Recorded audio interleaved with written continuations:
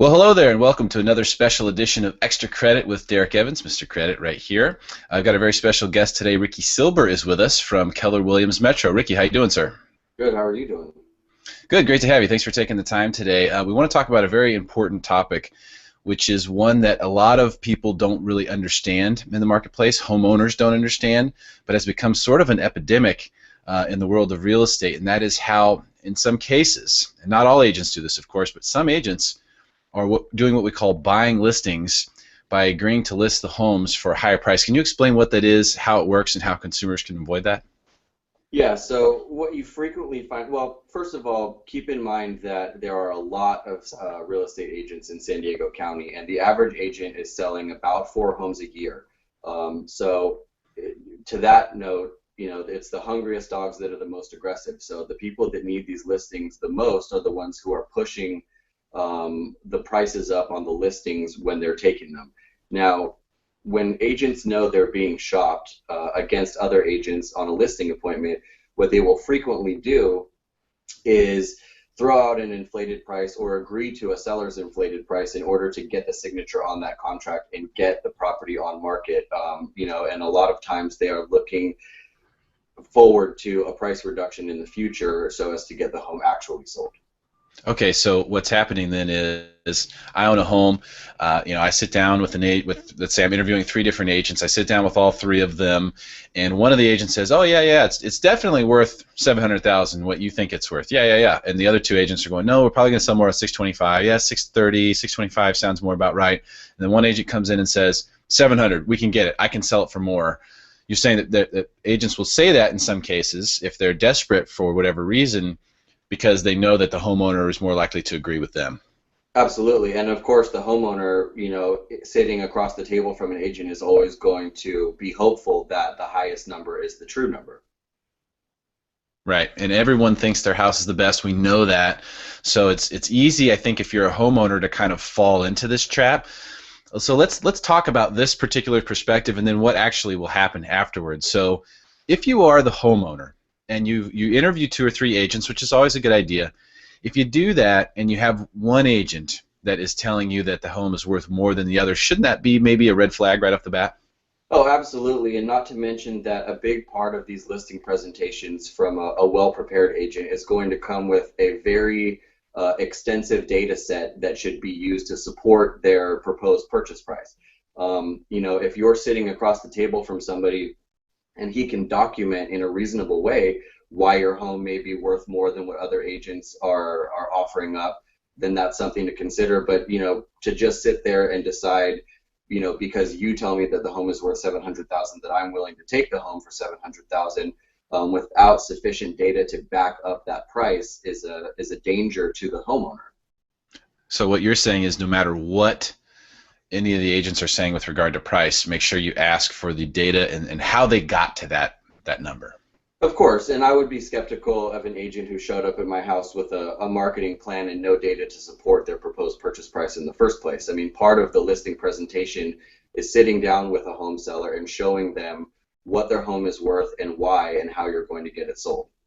Okay, agreed. Very, very good stuff. That's Ricky Silber with Keller Williams Metro here on Extra Credit with Mr. Credit. We're talking about how in some cases an agent will tell you that your home is worth more money than it really is because they want you to sign on the dotted line and they're preparing for a price reduction down the road. Ricky, let's talk about now how that affects a homeowner when you overprice a home in this marketplace here in San Diego.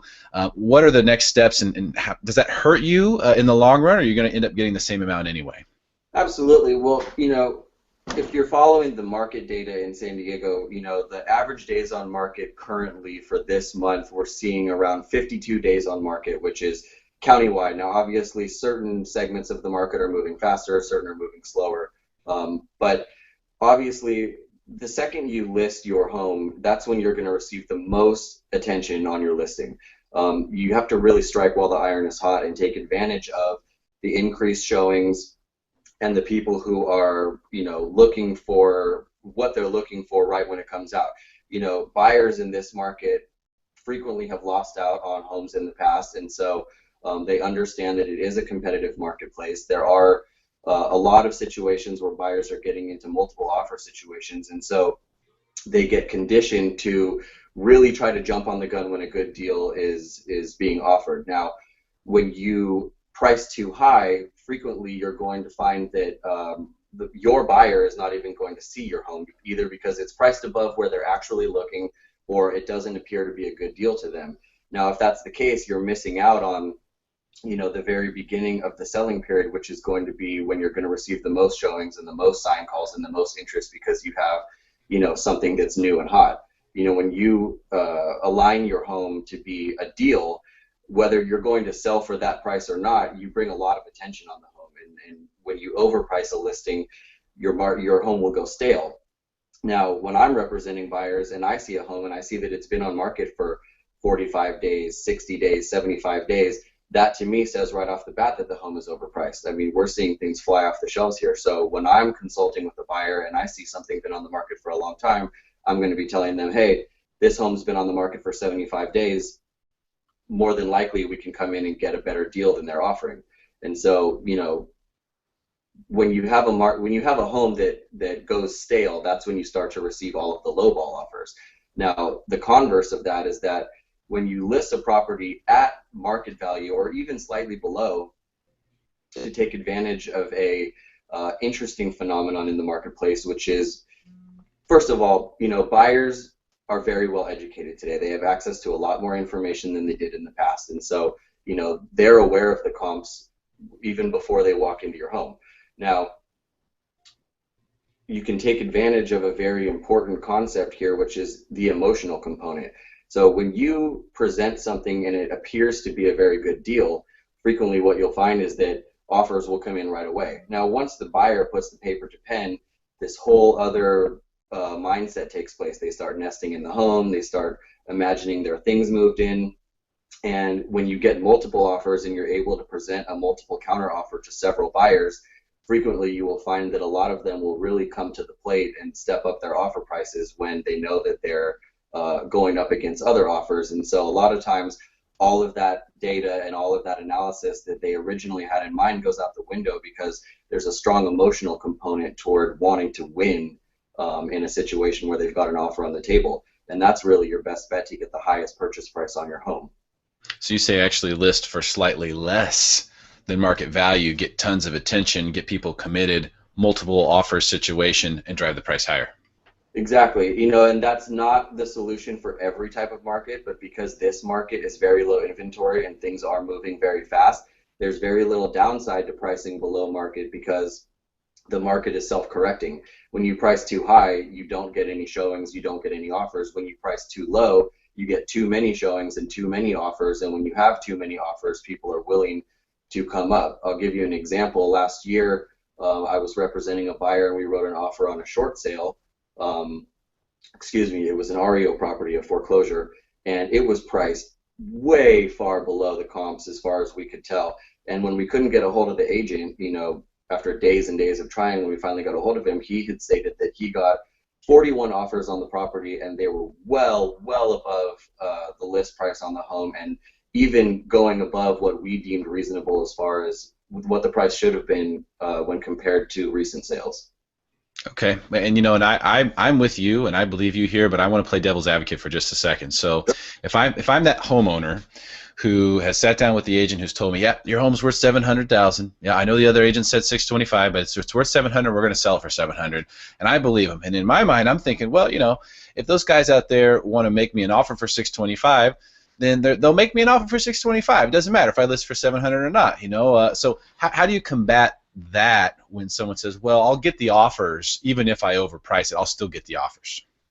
Well, I mean, I see it on a daily basis where that literally just doesn't happen, and a lot of that has to do with where you're priced and how you're overpriced. Now, if your home is worth $475 and you price it $525, it's a very old school mentality that you want to price high because you're expecting that offers are going to come in low and you want to be able to meet somewhere in the middle. But what we're seeing is that listings on average are selling for about 96% of list price. Now, that being the case, there isn't a whole lot of price reduction and negotiation going on. When a seller says to me, well, the offers are going to come in, let's say your home is worth $475 and you're priced at $525. your buyer is likely going into the computer every day and pulling up their listing portal of choice, and they're putting in their criteria as, I'm looking for a 3-bedroom, 2-bath home in this zip code, and I'm looking between 400 and 500,000. Now, if you're priced at 425, you're not even going to show up in your buyer's search results. I'm sorry, if you're priced at 525, you're not going to be even showing up in their search results. So if your buyer is in that 450 to 500 price range and you're priced above that, you're neglecting a huge segment of potential buyers. That's Ricky Silber with Keller Williams Metro here in San Diego, talking about how to list a home and some of the pitfalls that take place there. What do you think? I have one more question for you, Ricky. What do you think about value range pricing in that situation? Let's say I believe it's worth $525. My agent says listed at $475. Can you put in there, $475 to $525? Is that even worth doing? It depends on the situation, but absolutely, what all consumers need to understand is that value range pricing is really more of a marketing ploy than it is a suggested range of values. Now, the reason that we utilize value range pricing is to combat that exact problem that I'm referring to, where your high end of the price is above where your buyers are going to be looking. So then if you value range in a $50,000 range, covering that gap right there between 475 and 525, then now all of a sudden that home is going to show up in those searches, and you're basically stating to the buyer, look, I want you to see my home when you're looking under 500,000, but we're really looking for an offer at 525. And the flip side of that is when you're a buyer and you go out and you see homes value range price, you just have to be aware that the likely reason for that value is so that you're seeing it and not because they're actually willing to accept an offer on the lower end of that range. Fantastic stuff today from Ricky Silber with Keller Williams Metro. Ricky, really appreciate you taking the time to make us smarter than everyone else. Thanks for having me.